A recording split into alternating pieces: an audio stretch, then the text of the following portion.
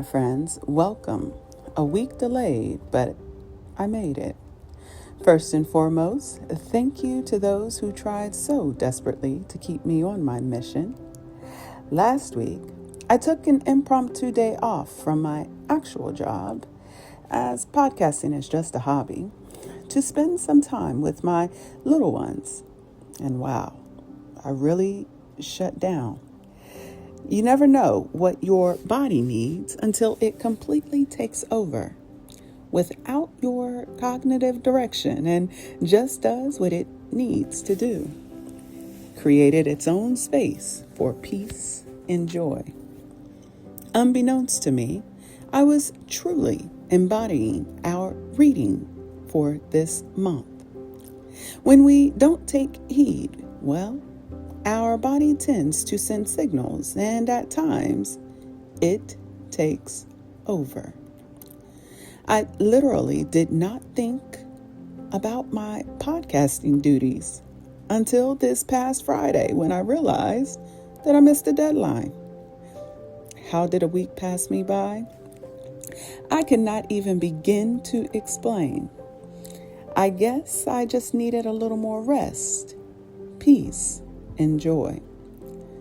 And that's what we are going to discuss today as we dive into Don Miguel Ruiz's book, The 4 Agreements, Totic Wisdom of the Women and Men of Knowledge throughout southern Mexico. In this book, we begin on a journey to find our true origin. Each one of us is a light, serving as a messenger to instill the truths of the world, one to the other. The real us is pure love, pure light. And when you come to this realization, you will begin to see yourself in everything, in every human, in every animal, in every tree, in the water, in the rain, in the clouds, in the earth. And because of this, we have a great responsibility and should hold ourselves accountable to be a good steward, one to the other. If you struggle with this understanding, it's to be expected. As Ruiz shares, it is due to our domestication, the manner in which we learned everything we know. It is through these teachings we have forced ourselves to focus on that in which we want to perceive, in which those perceptions have now become our reality. A reality in which few choose to break free from due to a fear of being punished, cast away, and labeled as an outsider.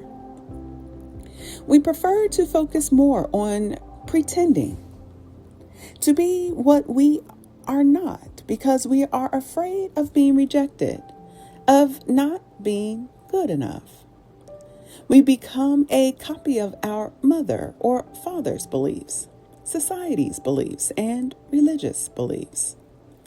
Blinded by all of these beliefs we have stored in our mind, that when truth finally prevails, we resist accepting to be fully alive and express who we really are.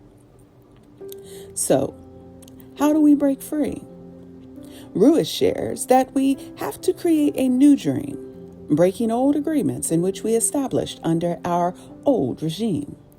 And instead of fighting the old, start a new path in creating a future whereby we live more in our truth.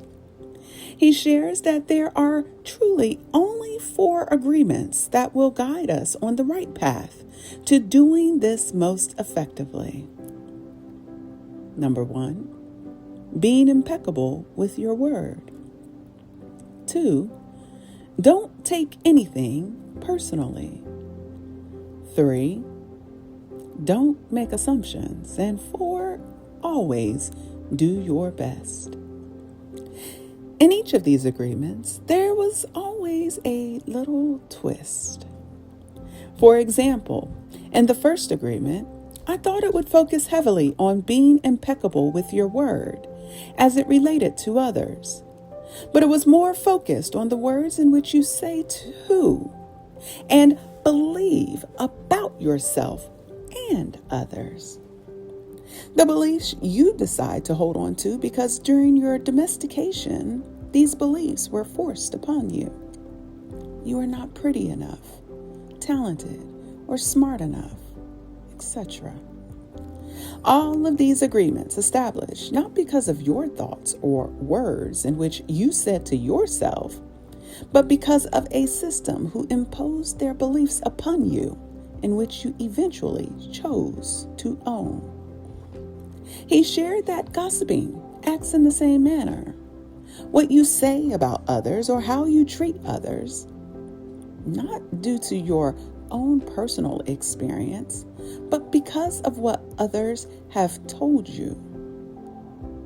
This is one of the reasons I stress that we need to be more critical thinkers and conduct our own research. We have to be careful with our words and what we say about others, as we don't want to be purveyors of misinformation. This really resonated with me. I have always done what was asked of me, even if I didn't agree with it. I was just sharing with my sister that I am pushing 50 years old, and I always revert back to doing what is expected of me for fear of being rejected.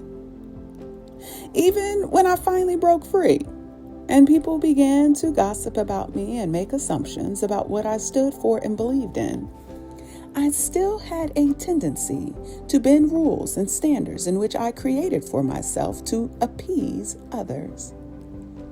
It has always been a struggle to live in my truth. Well, during this month, I will say on 3 occasions, I had an opportunity to practice the first agreement, and it was quite liberating. Next week, Tiffany and I will join forces to go into more detail regarding these agreements. Tiffany believes the only one that matters is the first one. The reality is, each one ties into the other, and there is value in each one to create the freedom in which you truly desire. I hope you will join us and give us your insights on the agreements. In preparation for our discussions, please make sure to pick up a copy of this book. Details are in the description. For access to replays and upcoming discussions, please visit www.kinkyknotscafe.com to learn more about Proactive is the Way. Until next time, stay curious, stay bold, and as always, stay proactive, my friends.